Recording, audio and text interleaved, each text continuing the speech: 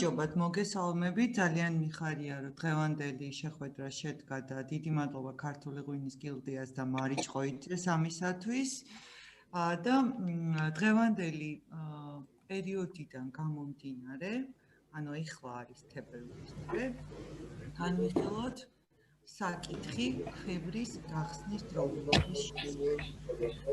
დღეს თანამედროვე ინტერნეტ წყაროები ძალიან ბევრი ინფორმაციის დეკლარირებას ახდენენ, მაგრამ უმეტესი ქართველი მეწარმეები ორიენტირებულნი ვართ ტრადიციების შენარჩუნებაზე და აღდგენაზე. ამიტომაც დღეს მე გადავწყვიტე დღევანდელი ჩვენი საუბარი წარმართო ძველი ლიტერატურის განხილვით და ამ ლიტერატურაში წარმოქმნილი და მასალის ახსნით. ანუ ბევრისთვის გავაკეთეთ რა დავაშავეთ ამის სარწმუნო ძალიან გთხოვთ ისა თუ შეიძლება მიკროფონები ისა ხმა გამორთოთ.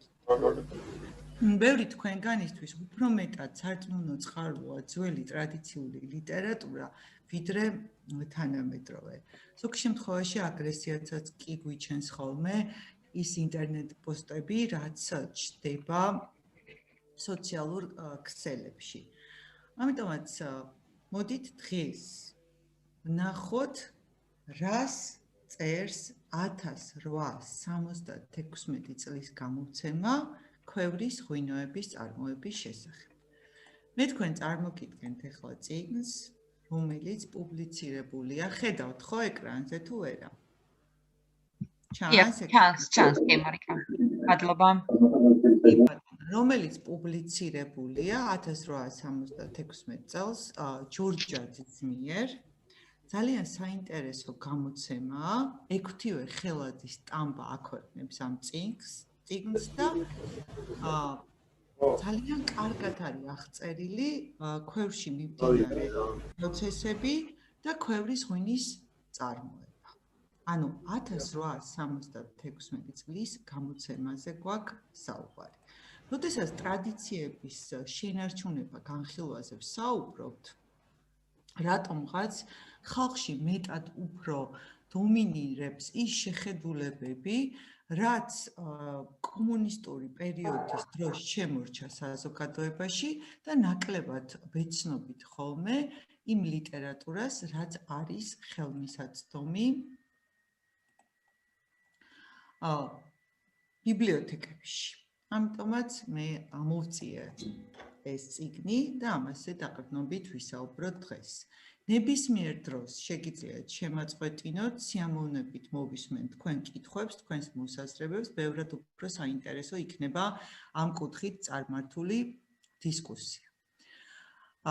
მოდით პირველივე ეტაპზე თავიდანვე გამსაძღვრებთ. ქვევრი უნდა გაიხსნას თებერვლის თვეში. და რატომ უნდა გაიხსნას თებერვლის თვეში?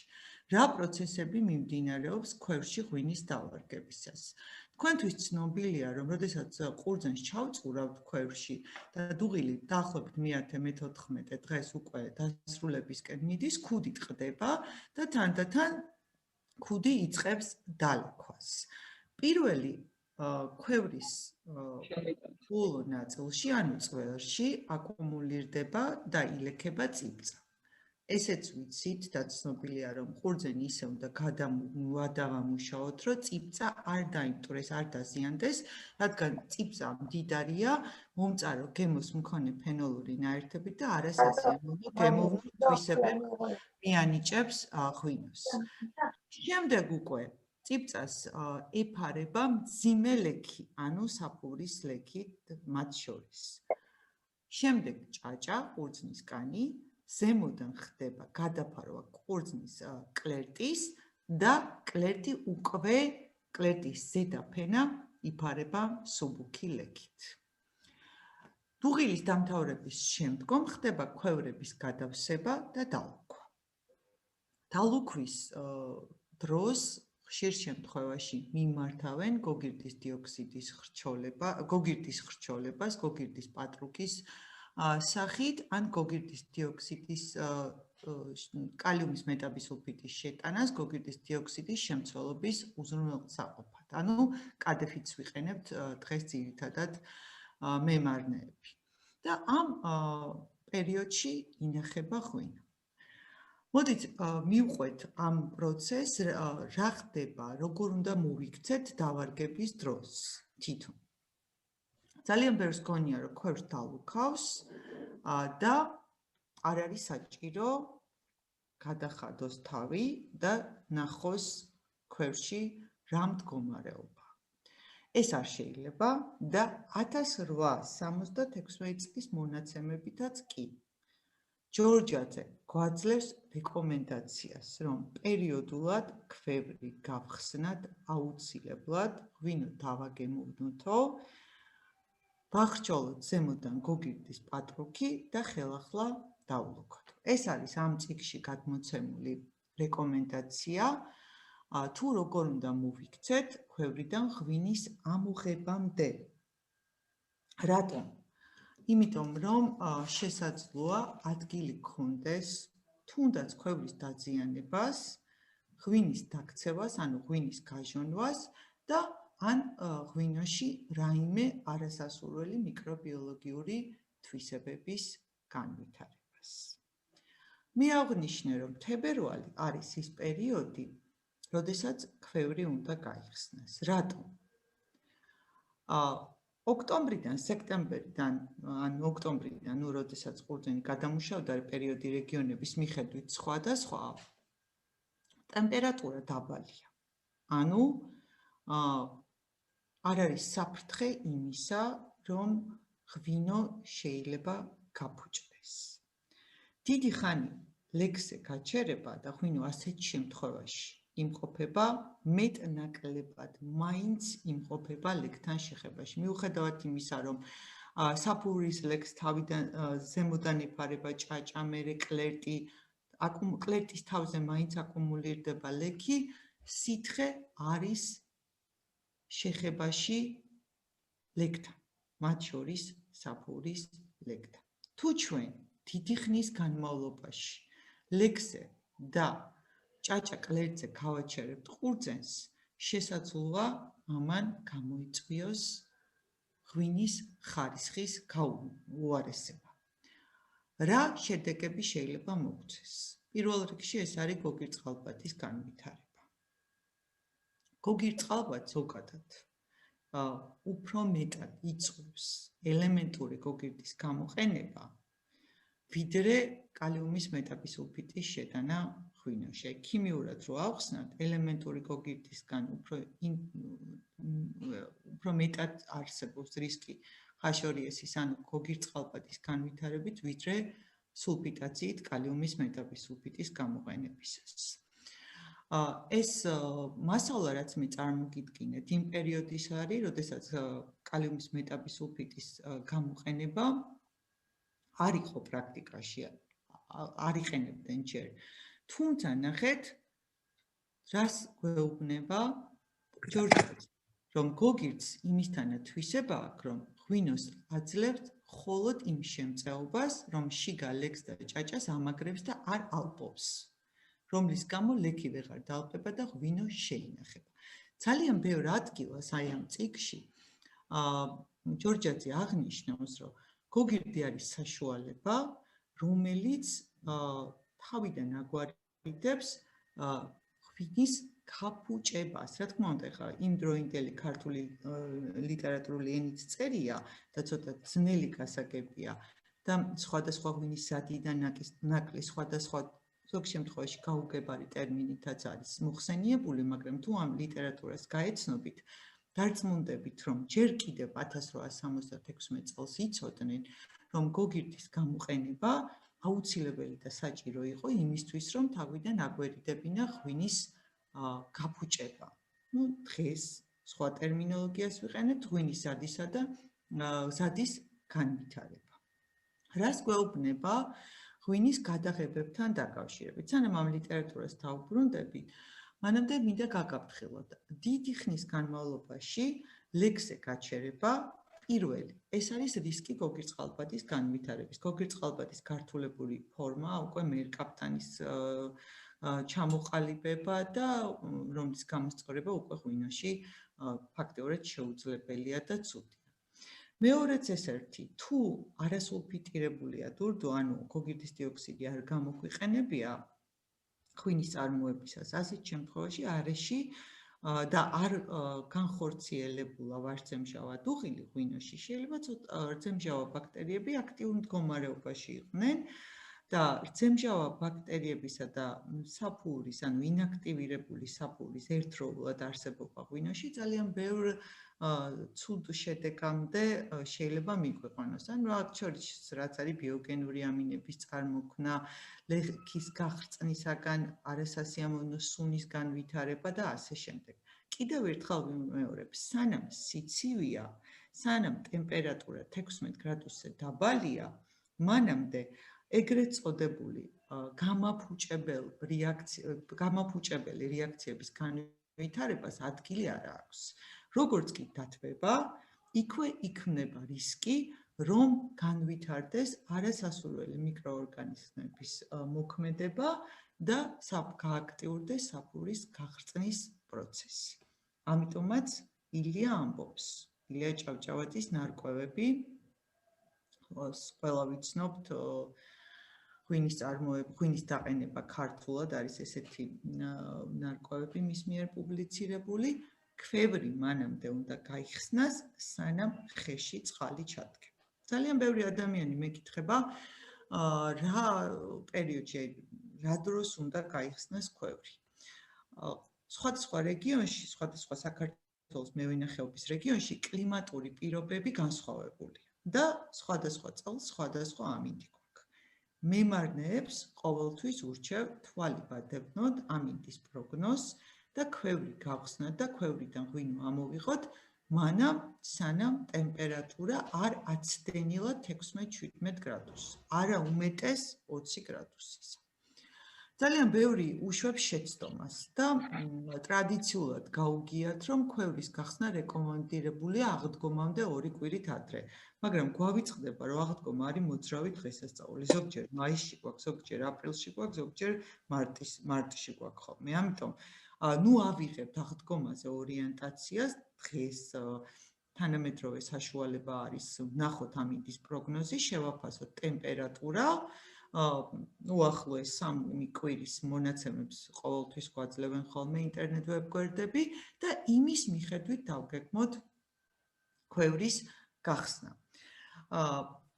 ამასთანავე კიდევ ძალიან საინტერესო ფაქტი, რომელიც ამ ქვევრის გახსნასთან არის დაკავშირებული. რაც უფრო ქვევრის გახსნის დროს ღვინო უნდა ამოვიღოთ ხომ ქვევრიდან. ანუ ადგილი აქვს სითხეების მოძრაობას. რაც უფრო მაღალია ტემპერატურა, მით მეტია რეაქციის სიჩქარე და ინტენსივობა, ხომ? ტემპერატურაზედაც პირდაპირ დამოკიდებული არის თუ რამდენად არის ღვინის დაშენგვის რისკი. რაც უფრო მაღალია ტემპერატურა, მით უფრო მაღალია რისკი ღვინის დაშენგვის. და ვიყოთ ფრთხილად. თუ დაგვაგვიანდა ქვევრის გახსნა, ძალიან აიწია ტემპერატურამ, გარემოს ტემპერატურა 20 გრადუსზე მაღალია, მაშინ უმჯობესია სითხეების მოძრაობა, ანუ ღვინის გადაღება განვახორციელოთ დილით ადრე ან ღამის საათებში, როდესაც უფრო მეტად გრილა. ნახეთ, რას გვეუბნება, ამონარიც წავიკითხავ, ბარბარე, ესა ჯორჯაძე, ბარბარე ჯორჯაძე არ უნდა მეხსენებინა, რას გვეუბნება ჯორჯაძე ღვინის გადაღებასთან დაკავშირებით. ღვინის გადაღება არ არის კარგი ავდრიან დღეში და სიცხეში. სიცხის დროს უნდა გადაიღოთ დილით ან საღამოს, დამშვიდებულ და წმინდა ჰაერიან დღეში. რა თქმა უნდა, ხშირად თქვენ იცით, ძველად ქართულ გლეხს არ ქონდა იმის საშუალება, რომ ქვევრების მოთავსებული ყოფილიყო დახურულ მარანში და რომ არ დასველებულიყო, ანუ წვიმა რო არ ჩასულიყო ქარიან ამინდში მტვერით არ დაბინძურებულიყო ღვინო, ის პარალელურად აღნიშნავს, რომ წმინდა ჰაერიან დღეში გადავიღოთ ქვევრიო. ასევე ერთი ძალიან საინტერესო ფაქტი. არ უნდა დაგვიგვიანდეს ღვინის გადაღება, არ უნდა აიწიოს ტემპერატურა 20 გრადუსზე ზემოთ, მაგრამ ასევე ყინვაში ღვინის გადაღება არ არის კარგი. ყინვაში გადაღებული ღვინო არ დაიწმინდებაო აპრილის თვემდე. ანუ ქვევრის გახსნას აქ თავისი პერიოდი. არც უნდა დავიგვიანოთ ქვევრის გახსნა და არც ნაადრევად, სანამ კიდევ ყინვებია, არ უნდა გავხსნათ ქვევრი და არ ამოვიღოთ ღვინო. პერიოდულად თავი უნდა ახადოთ ღვინოსო და გოგირდი უბოლოდო. და ძალიან საინტერესოა, რომ ეს ადამიანი კონკრეტულად ასახელებს რიცხვებს და თარიღებს, უბრალოდ მოგაწვდით მე ამ ინფორმაციას და თქვენ გინდათ გაითვალისწინეთ, გინდათ არა. რომ ღვინის წახდენის დროები, ანუ ყველაზე დიდი რისკი როდის არის იმისა, რომ ღვინო გაფუჭდება. ესე კონკრეტული თარიღების დაასახელების ახსნა მე არც ფიზიკო-ქიმიურად არ შემიძლია და ძალიან ძნელია ამაზე განმარტების გაკეთება, რაც არ უნდა კარგად იცოდე ღვინის შედგენილობა და მიმდინარე ფიზიკო-ქიმიური პროცესები. თუმცა მაინც მოგაწვდით ამაზე ინფორმაცია, შესაძლოა თქვენთვის ეს სასარგებლო იყოს. ღვინის წახდენის დროები არის 24 დეკემბერიო, 10 მარტი და მაისში, როდესაც ვაზი ყვავილობს. საინტერესოა, ალბათ რაღაც ხალხში დაგროვებული სიბრძნე გამოხატა ამითი და წარმოგვიდგინა ეს ინფორმაცია. თუ შევადარებთ ჩვენს კანონმდებლობაში ქვევრის ღვინის წარმოებაზე არის ესეთი მონაცემი მოცემული, რომ შესაძლოა დეკემბრის ბოლომდე ქვევრში უნდა გავაჩეროთ ღვინო და თებერვალი სახელდება, როდესაც 1 თებერვალი სახელდება, როდესაც საუბარია დაცული ადგილწარმოშობის დასახელების ღვინოების დამზადებაზე. რატომ 24 დეკემბერი, რატომ 10 მარტი, უბრალოდ არ ვიცი. ალბათ რაღაც გამოცდილების საფუძველზე, იმიტომ რომ იმდენად საინტერესო ნაშრომი აქვს წარმოდგენილი, რომ ალბათ ამ მოსაზრებას ქონდა თავისი საფუძველი, გამოცდილებიდან მიღებული საფუძველი. ასევე ჯორჯაძე კაცრად აკეთებს იმის იდენტიფიცირებას, რომ ერთ წელიწადში ღვინის ლექიდან გადაღება უნდა განხორციელდეს 4-ჯერ. 4-ჯერადად უნდა მოვახდინოთ ღვინის ლექიდან მოხსნა და თითოეული გადაღებისასო აუცილებლად განახორციელეთ გოგირდის პატრუქის დაწვა, ანუ იქ არ არის პატრუქზე ლაპარაკი მოპატიეთ, ამ ლიტერატურაში მოხსენიებულია დანაყილი გოგირდის დაწვა. ანუ ჯერ კიდევ ეტყობა პატრუქის სახით ამ პერიოდში გოგირდი არ იყო გამოყენებული. ეს გახლავთ ეს ისტორიული მონაცემები, რაც მე მოვიძიე ღვინის გადაღებასთან, გოგირდის დიოქსიდის გამოყენებასთან და ასე შემდეგ. მოდით დავუბრუნდეთ თანამედროვეობას და ვისაუბროთ ყველაზე მნიშვნელოვან საკითხზე, როგორ დავიცვათ გადაღებების დროს, სითხეების მოძრაობის დროს ღვინო დაჟანგვისგან და ასევე თავიდან ავირიდოთ არასასურველი მიკროორგანიზმების ცხოველქმედება ღვინოში.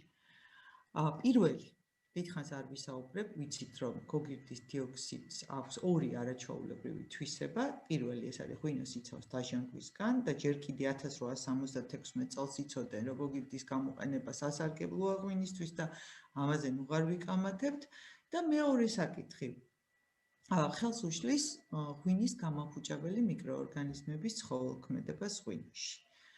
მაგრამ ჩვენ უშვებთ ხოლმე ძალიან დიდ შეცდომას. ღვინოს გადავიღებთ, მერე უკვე დაიჟანგება და მერე ვამატებთ ხოლმე გოგირდის დიოქსიდს. ეს არ არის სწორი, ანუ კადეფიც. რადგან გადაღების შემდეგ ჟანგბადი რომ მოლეკულა რო გავსინჯოთ სპეციალური საზომიერი აპარატი ღვინოში, ხომ? რაც იქნება ის რაოდენობა, მეორე დილით უკვე იმ რაოდენობას თავისუფალი O2-ის მოლეკულის სახით ვეღარ ნახავთ, იმიტომ რომ ის უკვე გაიხარჯება ღვინის დაჟანგვაზე. აუცილებლად თუ გინდათ რომ თავიდან აიცილოთ ღვინის ოქსიდაცია, გოგირდის დიოქსიდი დაამატეთ გადაღებამდე. წინა დღეს იქნება თუ გარკვეული პერიოდის შემდეგ მოხადეთ ქვევს თავი, დაამატეთ გოგირდის კალიუმის მეტაბისულფიტი, კადებიტი, რამდენიმე საათის შემდეგ უკვე შეძლებთ ღვინის გადაღებას, ან თუნდაც წინა დღეს შეიძლება გადავიღოთ ღვინო. ჩემი რეკომენდაცია იქნება, რომ არ დავაგვიანოთ. მე, როდესაც ამ რეკომენდაციას ვიძლევი, მე ვიძლევი თანამედროვე მეღვინეობაში საკმაოდ ცნობილ ლიტერატურულ წყაროებზე დაგრძნობით და მეტი სარწმუნოებისთვის, რადგან ძველი ტრადიციები ჩვენთვის ბევრად უფრო მნიშვნელოვანია ქართული მენტალიტეტიდან გამომდინარე, წარმოგიდგინეთ ეს ლიტერატურა. ეს ლიტერატურა ხელმისაწვდომია ინტერნეტში, ასევე საინტერესოა ილია ჭავჭავაძის მიდგომები და დიდად არ განსხვავდება ძველი ტრადიციული რეკომენდაციები თანამედროვე მიდგომებისგან. იმედი მაქვს, რომ ამ რეკომენდაციებს გაითვალისწინებთ და ღვინიდან ქვევრის ამოღებას ისე განახორციელებთ, რომ ღვინო არ დაგეჟანგებათ, დროულად მოხდება, არ განვითარდება, არ წარმოიქმნება ზედმეტი გოგირდშემცველი ნაერთები და ღვინოში არ განვითარდება არასასურველი მიკროორგანიზმები, რაც უკვე გამოიწვევს ღვინის ზადის ჩამოყალიბებას. 7 წუთი დაგვრჩა და სიამოვნებით თუ ვინმეს რაიმე კითხვა აქვს ან თავისი მოსაზრება აქვს, გისმენთ.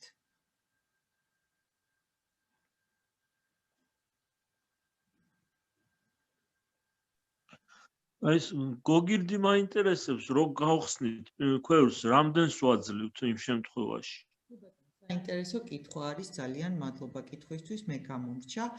ანუ სითხეების მოძრაობის დაწყების წინ სასურველია მინიმალური დოზა არის 5 გრამი კადეფიტი, ანუ კალიუმის მეტაბისულფიტი 100 ლიტრზე. მაგრამ ვინაიდან იქ ჭურჭელში გვეკარგება და ასე შემდეგ, თუ ტაბლეტს იყენებთ და ეს ტაბლეტი არის 5 გრამიანი, შეგიძლიათ პირდაპირ ჩააგდოთ.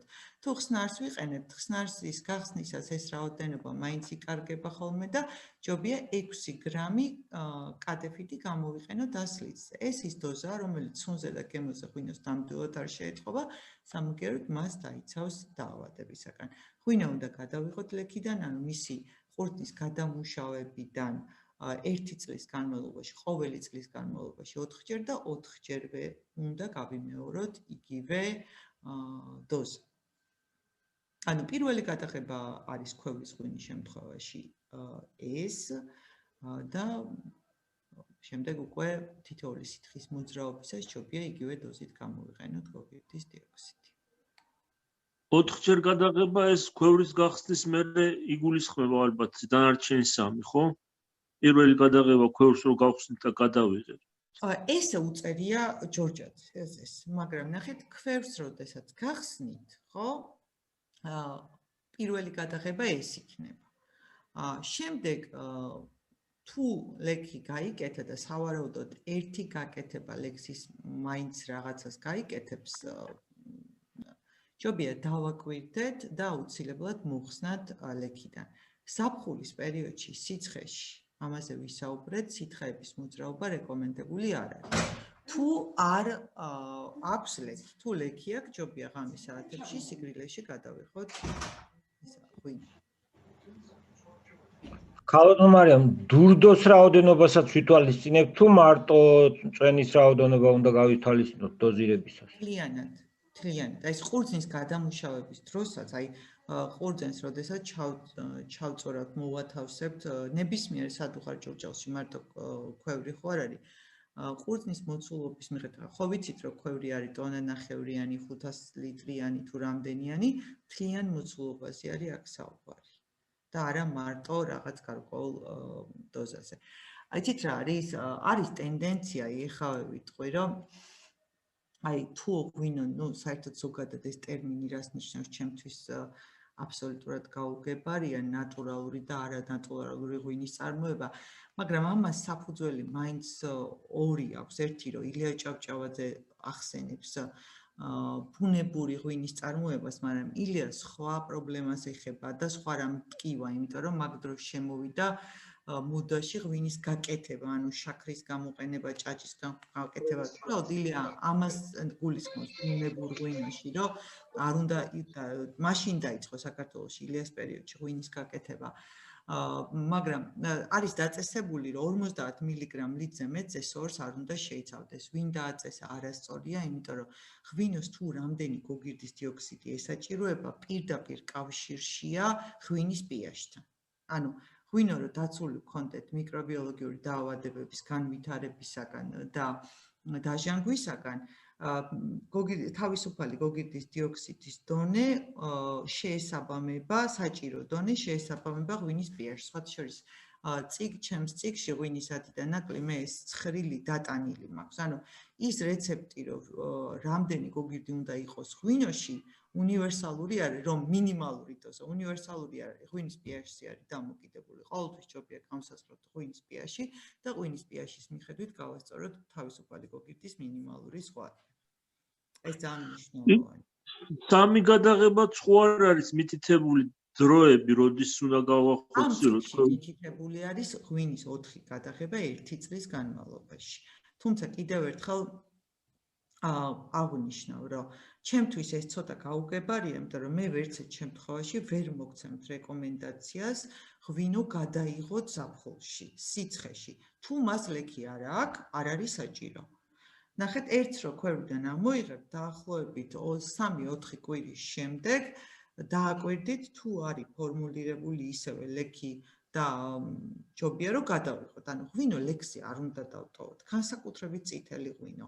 ფერის პარამეტრების, ანუ ფერის შემცირებას იწვევს ანტოციანების აბსორბცია ხდება და არ არის კარგი წითელი ღვინის ლექსი დაყენება. არც თეთრი ღვინის ლექსი დატოვება არ არის კარგი უკვე ზაფხულის პერიოდში, მაგრამ ის რომ აუცილებლად ღვინო უნდა გადავიღოთ 4-ჯერ და თან ზაფხულში, მე ამის რეკომენდაციას ვერ გაგიწევთ, იმიტომ რომ ზაფხულის თვეში, ზაფხულის სიცხეებში ღვინის გადაღების დროს შეიძლება ღვინო დაგვეჟანგოს და ასე შემდეგ. თუ ლექი აქვს, კიდევ ერთხელ გოგირდის დიოქსიდი დაამატეთ და გადაიღეთ საღამო საათებში ან დილით ათრე, როცა უფრო სიგრილი.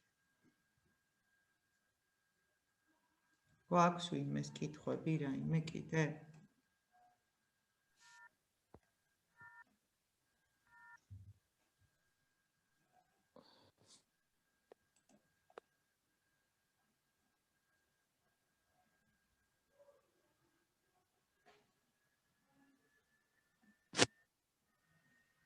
კი ბატონო, 1 წუთი გვაქვს დარჩენილი და გისმენთ თუ არის დარჩენილი რაიმე კითხვა. ან რაიმე საწინააღმდეგო მოსაზრება თუ გაქვთ ჩემს რეკომენდაციებთან ან ჯორჯაძის მიერ პუბლიცირებულ მასალასთან დაკავშირებით. ეს pH-ს რას უშუქება გოგირდი, რო თქვით, pH-ზე არაფერს არ უშვება გოგირდი. ანუ გოგირდის დიოქსიდის ანტიმიკრობული და ანტიოქსიდანტური უნარი პირდაპირ დაკავშირებულია ღვინის pH-ზე. ზოგადად, რაც უფრო მჟავია ღვინო, რაც უფრო მაღალმჟავიანია ღვინო, ნაკლები გოგირდის დიოქსიდის შემცველობა ესაჭიროება. pH-ს არაფერს არ უშვება. უბრალოდ pH-ი უნდა ვიცოდეთ, რომ ვიცოდეთ საჭირო მინიმალური ზღვარი.